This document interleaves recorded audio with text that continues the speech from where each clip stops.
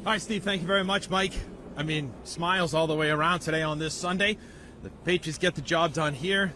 The Eagles get the job done, beating the Buffalo Bills. And for the first time since 2019, the Patriots are AFC East champs. How about that? It's really unbelievable. It's a great credit to the Patriots. I think they're way ahead of schedule, Dan. I mean, Mike Vrabel on his first day in the job had said the goal is to win the division, host home playoff games, and compete for championships. And I thought they were lofty goals that maybe you're looking at year 2, year 3, but to do it in year 1, oh my goodness, it's truly a great accomplishment. And to watch this team come together starting in April, watch Diggs come back in June, everyone's kind of like, whoa, they have something here in Diggs.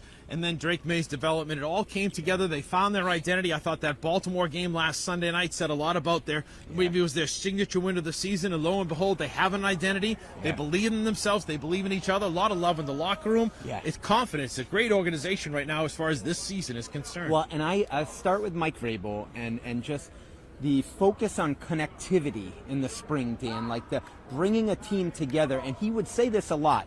We got to get this right. We'd ask him about certain players. We got to get the right guys in the building. And I think so much of it, from the draft, great draft class, the veteran free agents, they really did a great job. And the coaches have coached their tails off, developing some of these young players. So really credit across the board. And not that we need to be dishing out credit, but I think it starts with Mike Vrabel and the culture that he instilled from day one on the job. And it's a coach-quarterback league. We saw Drake May make his debut on this field last season.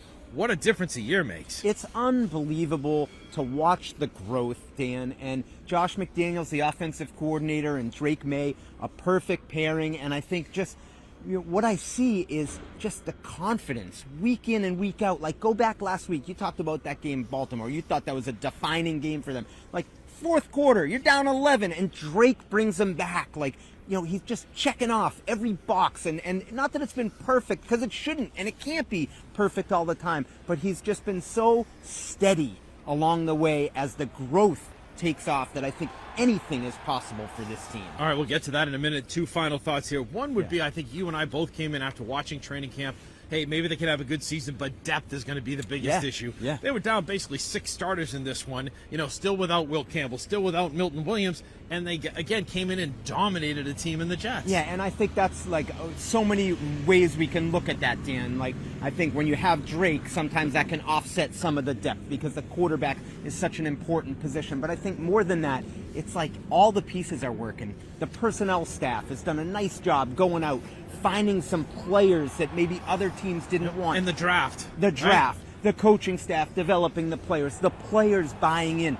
This is what a high-level functioning organization looks like. We saw it back in the Belichick years for most of those 23 years before it tailed off at the end. Had a big blip last year where we knew it wasn't right, unfortunately, but they corrected it, and they are back on top. All right, final minute. They could be anything, Mike. They could be the number 1 seed. We'll see what happens, see how it goes. But just kind of how wide open the AFC is without Patrick Mahomes. It's just a different look this year.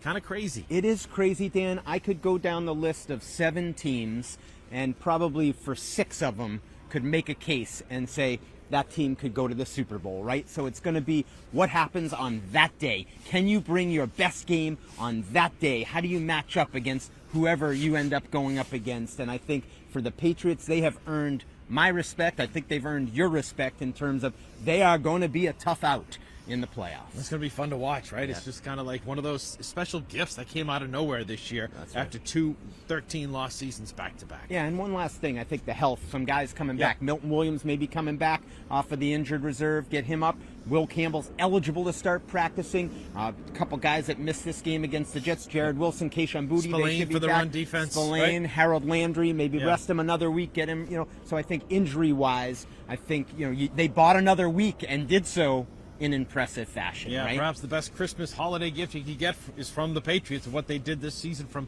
Robert Kraft all the way down through Elliott Wolf, Mike Vrabel, as Mike mentioned, all the way down through everybody in this organization. Pretty special season so far. See if they can continue that starting next week with the Miami Dolphins. Mike, thank you very much. Good stuff.